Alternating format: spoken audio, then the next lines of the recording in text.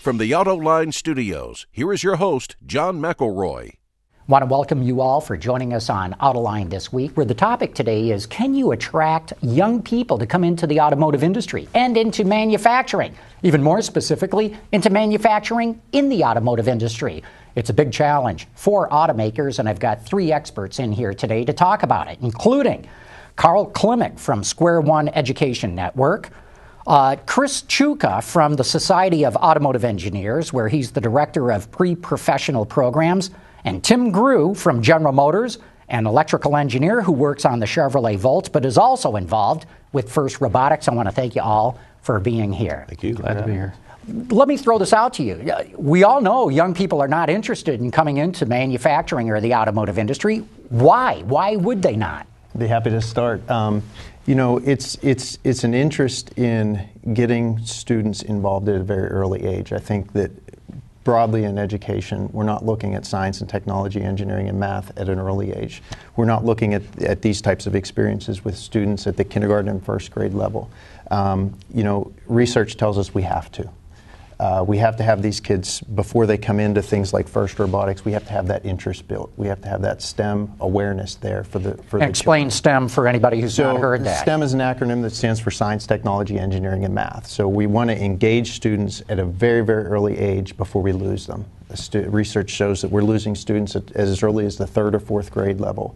So whenever they're coming into opt-in type programs to where they need to identify that as an interest up front, we need to stay ahead of that within the educational system. Karl, why do you see students not interested in these topics? I think it's part of our larger culture. Our culture basically helps define where our kids' interests ultimately lie and what captures their attention. And manufacturing, I think, has a bit of a stigma to it. I think over the last, 10 or 15 years, the idea of manufacturing and going into manufacturing has sort of been discouraged by parents, perhaps, or the fact that, manufacturing's all overseas now. So I don't think it's been very inviting at this point. There's a perception of it anyway, at least until now, which is why we're going to try and change that. And I agree with what you'd say, but I'd say not the last 10 or 15 years, I'd make it more like the last 30 years. Okay. People have been discouraged from that. Sure. And Tim, you brought in some great props, and we're going to get into that in a minute to show what the FIRST Robotics is all about. But same question, why are young people not interested? When I run into a lot of these students, they quite frankly think it's boring and it's hard. And so what you have to do is you have to take that stigma that they have about this, give them mentors that can help them along the way to show them it's really fun to make your own parts. It's really fun to create something you thought you couldn't do, and then it just builds on itself, and they get their confidence going, and then their enthusiasm comes along with that. And it's the whole thing of having them be able to create and do things on their own, much like a basketball player. A lot of times kids just emulate these basketball players. They'll dribble 1,000 times a day with their right hand to get it just right because they have a mentor. And FIRST Robotics is one of those mentor-based programs where we can teach you how to make stuff to do crazy things that are really great fun. Good, and we'll get into some of the specifics in that. But Chris, I want to go back to something that you said of by the third grade you're losing them. So you're talking about getting involved at grade school levels. Yeah, we have, through SA International, we have the Award of Motion program. We actually start at kindergarten. So, we're looking at students gathering data and making decisions in kindergarten. So when you're looking at them, what kinds of things are you doing with kindergarten students? So we have the Award of Motion programs divided into three clusters. We have a primary, elementary, and a middle school cluster. Then we have high school and collegiate-based programming as well. But we know that at the very early age of kindergarten, first, second, and third grade, teachers are teaching through a literacy-based approach. So that's what we're looking for. Is there's no reason that can't be through a scientific literacy base.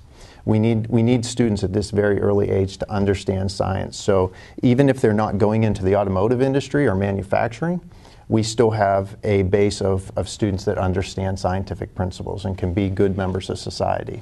Ultimately, from our perspective, we'd love to see them in the automotive industry. We'd love to see them in engineering in general. But we know that we have to be pushing them at a very early age to get them there, so that there is an interest whenever they go into upper elementary and middle school. Karl, I know that your efforts are involved with grade school kids as well, but explain a little bit about what SquareOne Education Network's all about. Would love to. We're a Michigan-based public charity. Actually, we're a nonprofit foundation based right here in Michigan. We're very proud of the fact that everything we offer up as projects for kids and so forth are all born and raised right here in Michigan. We're sort of a, not to challenge a brand, but we're kind of a pure Michigan-based organization because our competitions that we have all came as a result of an investment in a teacher's idea. Our underwater robotics program, which is really quite massive, and I think the largest in the country, came because a teacher wanted to have some kids build an ROV. And we grew that up, and we've trained 450 teachers. There are ROVs all over the state. And we have. And what's an ROV? Sorry about that. A remotely operated vehicle or an underwater robot. You're talking about submarines. Absolutely. Well, sort of. The underwater tools, similar to when the BP disaster happened out in the Gulf, that was all repaired by underwater ROVs that were used to cap the well or whatever. So we have annual challenges for that. Spectacular engineering opportunities, systems engineering.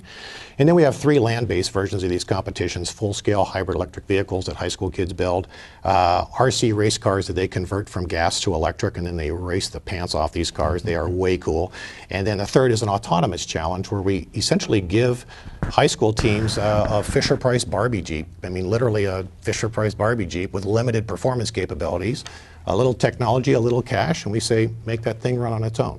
Because industry told us we need more computer science types, and we want creative, innovative types, and that's what we do. So we grew it all out of Michigan, invested in investments in teachers. Fascinating, and fascinating, too, that you're already getting them into autonomous cars, which I think is right around the corner, and big disruptive and connected cars. I'll talk to you about later, I guess. Okay, Tim, let's get into some of the props that you brought. Explain a little bit about what FIRST Robotics is all about and what all this on the table is. Yeah, so FIRST Robotics is a great example of a partnership between industry and students, okay? General Motors and many other companies like Ford and Chrysler and Toyota will provide mentors, okay? And it's a mentor-based programs. You start in the grade school with very simple, snap-together, plastic Lego-type robots. You give them a controller and you give them a little plastic motor, and they operate on a tabletop. And they got to do 20 complex operations in autonomous mode and go compete in a competition to win points against that, while they're also judged on the quality of their programming, on the quality of their build, is it robust, and things like that. When they get a taste for it there, they want more. They say, hey, plastic is cool, but I want to do more with that. In middle school, we'll start to take them and we'll use these metal parts right here. And these metal parts are like we used to call erector sets, okay? They're bolt together, they're solid aluminum and steel, and now you get off the table and you go onto the floor on a 12 by 12 field.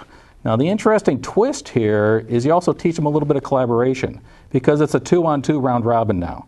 So your competitor may turn into your partner on the next round. So you have to learn how to deal with people, how to work together, how to work as a team while trying to achieve the goal that you have. As it builds more and more, the students usually like to say, well, I want something bigger. In high school, we'll go from these small motors right here to this large motor, okay? And this is an industrial motor out of a factory, okay? It's a Chippewa motor. It's about a kilowatt worth of power, and this will then go on to a 120-pound robot that competes on a 3-on-3 round robin on a 30 by 60 field where mass matters, durability matters. Down on the floor there, you can see we actually have a water-jetted thing that was created by a student in SolidWorks, put on a water jet, fabricated, assembled into a robot, and as you can see, it's kind of beat up because it's had a full season of durability done on it. So when you say the student designed it in CAD, you're talking about computer-aided design software. Computer-aided design, whether it be Autodesk or SolidWorks. And a water jet is literally a high-pressure water jet that can cut right through steel, but you have to program it to cut it properly. So the CAD program will actually make a nice file that'll then go into the computer-aided manufacturing side of the business. They'll convert it so they can control that 50,000 PSI nozzle to go make all those complex cuts that are down on that robot. And the students really thrive on it because, you know, they don't know limitations yet. They haven't had a bad experience yet. And you can see on that example down there, I think they may have taken a little too much mass out of the back of that car, and it didn't fare quite so well. So that one came off the robot. They put a sturdier version on it next, so they could go to the next race. Chris, how do the students react to this? I mean, how do they get involved, and what's the reaction? Yeah, well, to follow up on Tim's point about engaging industry in the classroom, that's one of the most powerful pieces. We have, and specifically with General Motors, we have over 1,600 GM volunteers across the United States that go into the classroom. Now, we have many other relationships like that with other automobile manufacturers, but the GM one most notably is putting those volunteers into the classroom with the students is such a powerful thing. Going through the engineering design experience, whether it be a balloon-powered car or a fuel cell vehicle or a FIRST Robotics robot at the high school level, with that mentorship component is so important. We found that through our own longitudinal studies of the program that particular component is so much more for when students are ready to go into career readiness type classes. That's when they're selecting the STEM type programming. That's when they're selecting the college readiness classes. And it's more of a coach and a mentor, and so you're also their colleague where they can ask you a question. Hey, I'm thinking about biology. I'm thinking about engineering. I'm thinking about marketing. Right. And now they have an adult that's beyond their nuclear family that they can bounce ideas off of. And one of the toughest things, I'm sorry, Carl. One of the toughest things is in working in those types of environment is to get the engineer trained so they don't just give the answer. We run into that a lot where it's just let me show you how. And that having those teachers work in tandem with the engineer, delivering it through, we always say teacher-led, volunteer-assisted component is so very powerful. You know, John, one of the real elements that these guys just referenced, this notion of mentorship, is I think real significant to the automotive industry in total. And I would talk about all factions of the automotive industry. You know, the relationship to communications and communicating your message and presenting yourselves well is really a highly significant skill set. One of the components that I so value with all the programs that we represent is the fact that industry has a place to get involved. There's someone to hook up with, and I agree with these guys wholeheartedly. As is one of the sort of rules in our competitions, it's when the kids are on the floor, in our case, the adults better be sitting in the stands. Mm-hmm. So when it stops working, the fix is done by the kids, because if the kids aren't fixing it, we've sort of blown the objective. But more importantly, I think even at another level, when we start talking about long-range success, we really believe heftily that we have to invest in our teachers, because they are as hungry and there's an urgency in getting them into this space. Yes. Because they haven't been trained in it. They don't know. You and I have met at the management briefing seminar on a number of occasions. We've been able to partner with Broza and other companies and Center for Automotive Research to actually bring teachers to the management briefing seminars to get them into those conversations so that they walk out with more expertise and an awareness of what the heck's going on in the auto industry, period. So they have to be better informed. They have to be better skilled as well, because the school districts just aren't able to provide them the kind of training that they would need, because they're the long-range leverage point. Mm-hmm. They're the high investable point, and that's one of the reasons we, with the mentorship, it's that teacher training component as well. Well, it's a nice compliment because they don't have to go it alone. Correct. Okay, they're not running solo on the latest little motor gear combination, mm-hmm. Because we're pretty used to that, where we can do that for them, okay? But when it comes to other issues, the teachers are much better at taking this and making it very real for the student. The example of an engineer, you've been doing it for 20 years, it's almost mm-hmm. second nature to you. Mm-hmm. But you can work with a teacher so that the student really appreciates it and it sinks deep down into their knowledge. Mm-hmm. And so that whole combination of it's a whole group of people that takes it to create this enthusiasm with the student, whether it be a branding thing, a communication thing, or anything like that. There's something for everybody in all of these programs, and they all just create that enthusiasm that just gets infectious, and then when it's fun, the mentors come back, mm-hmm. yeah. and the students come back, and it just builds on itself. Fun and from the student's voice, relevant. Right. It's got to be relevant. Yeah. I mean, it's got to be going towards something that has actual authentic applications. And when it's in that space, the kids are there. You got them. You hooked them. And that's a real key ingredient, that emotional state of when all of this occurs and who's involved. That's, I think, a real key message. Get them off Halo and get them onto SolidWorks. Mm-hmm. Yeah, exactly. And they'll plow 100 hours a week into SolidWorks. You bet. Yeah. SolidWorks is a computer-aided design program, AutoCAD, mm-hmm. Any of those, and these corporations are very generous. Mm-hmm. They provide access, they provide student copies to it all. Mm-hmm. And if you got a student that is interested in that aspect of it, they'll excel there. You may have a different student that just says, I don't want to do that computer stuff. I'm just going to make gears. Exactly. And then you can adapt to that, and then they can go be your best shade tree mechanic you've ever seen. And at that competition, it's like watching a surgeon. You know, one kid will hand a tool to another kid, and then they'll fix that thing in a NASCAR pit crew type style. And it's very rewarding to see that. It's very gratifying. Chris, you see the same necessity of getting teachers involved in this? Absolutely, yeah. There's and to follow up on your point is that ownership of the student experience by the student. So you'll have the student who will come in that you can just see the engineering mind is there. But we also want to engage the students that are the marketing mind, and we also want to engage the students that are going to be doing fundraising sometime down the road. So it's not just pure STEM. No, it can't just be pure STEM. It's got to be an integration of everything. Absolutely. And with the teacher training specific, to get back to your question, is a best case scenario for us at the K-12 level is to host a teacher training where we can get the volunteers and the teachers in the same room at the same time. So we have that volunteer from Nissan sitting across from their partner teacher at the Nissan Tech Center, delivering a World of Motion trainings, or delivering, we have a high school-based program that we do called F1 in Schools that's very similar with the CAD/CAM component.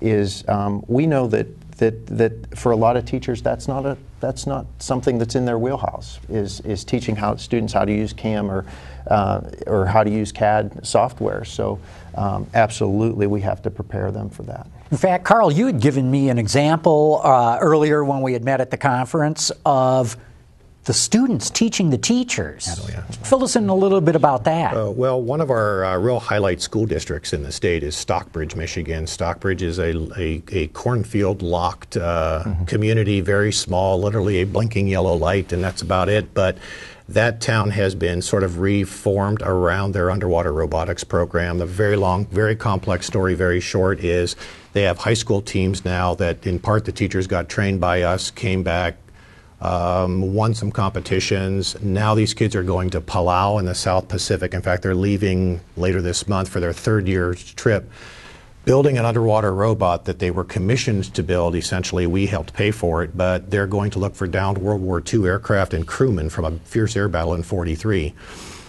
That is the high school component, but they've now built in a middle school and an elementary school program, and the elementary kids actually are leasing out their underwater robots to nearby teaching groups to train the teachers on how to use this with their kids. The funds from that kick back into the program operation so that the kids can buy more motors, buy more cameras, buy more monitors, buy more whatever. So the 4th and 5th graders are training teachers professionally as their mentors. So we got upper elementary kids training professional educators, all very collaboratively, which is a real sweet spot. So it's one of those unique flows of energy that we really love to see. And that to me is, I think, one of the you can't ask for a better example of that. When you empower young people, and I think we're all agreeing on that, it's about empowering them and knowing that we believe in them. And so how each of us, and there are many other programs, that are out there along with us, are exactly to let young people realize, and teachers as well, we believe in you. We think you have capacities that we would like to foster, and our manufacturing industry, our automotive industry, our biomedical industry, to Chris's point, to our citizenry. Yeah. That's what we're looking for, is a smarter, better thinking. Not just automotive. Absolutely. Tim, I got to believe it's not just Michigan either. We're here in Michigan, you guys are all here, but I got to believe this is happening across the country. It's a nationwide, it's a global thing. It's in 50 states and 60 countries. To give you some numbers with that, about 280,000 students do this type of competition across the globe. Michigan is a powerhouse. We have great support from the state. Okay, Governor Snyder actually mentioned this robot program in his State of the State address, and it's really gaining a lot of momentum where we're up to almost 400 Lego teams, about 200 of these tech challenge teams, and about 300 of these high school teams. We actually added about 75 teams this year. And so it's just one of those things where you get the students being the internal advocates. You get into the high schools, you're there on a Friday, it's just a very natural thing that happens, and then you can't imagine the benefits that come off of it. The one high school we have is in Northville. They're working with Detroit Science Center to do a robot kit in a box so that they can be used at all other science centers across the nation. And that alone will then get the familiarity and just accelerate it on throughout the entire process. And you know, the thing I'm sure we all like to say, everybody's got a catchphrase in this business, okay? All of our students can turn pro. And that's a very nice thing about all of these leagues, where it's a very natural evolution then, where the mentors can work with the students to say, here's, try this, try this, try this. So then by the time they get to a university and they exit a university, they know what they want to do. Okay, and then we actually have a great track record where I work at General Motors, where these students come in and they're targeted and they already know if you like to work on transmissions on robots, you may want to do transmissions in the automotive world.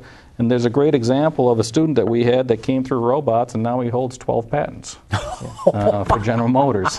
But you know, Tim brought up the governor's office, and that's one of the layers or one of the levels that I think both regionally or at a state level and nationally, kind of to your point, that there's a lot of banter, a lot of discussion about STEM, and I think a lot of folks don't even really know what STEM really is, but it's being used very fluently throughout the country. But one of the sweet spots is that there are agencies at state level, Michigan Department of Ed, U.S. Department of Ed. We're very blessed. We've got the attention of the MEDC and Nigel Francis in his automotive programs office. We're in some real high-level discussions with them. They have some a strategic plan that involves a focus on some K-12 coming forward, and we're working with them closely on that. There are some real exciting things going on right now, and I think your audience, I hope that your audience realizes that there are a lot of entry points here. There are a lot of ways in a variety of facets that there can be a continued hand-holding and collective hugging of this whole thing. If we don't do that, we're really not going to have much success, I don't think. All of us are just going to end up doing nice little things for little bits in time, but we aren't going to change history, and that's kind of what we're You need the sustainability, you know, and it takes everybody pulling to keep it sustainable. You got it, absolutely, absolutely. That's a really great point. I know from our perspective, we were talking a little bit about reach, and one of the things with if we focus just on our K-12 programming. We have a continuum of offerings where we go through K-12 and at the university setting with the SAE Collegiate Design Series, Formula SAE, which is very popular here in Michigan and across the states. To us, if a student goes through the Award of Motion program and ends up in FIRST Robotics, success. Cool. Because that's what we're trying to inspire students to do. If they get to programs where I have to identify, I want to build robots.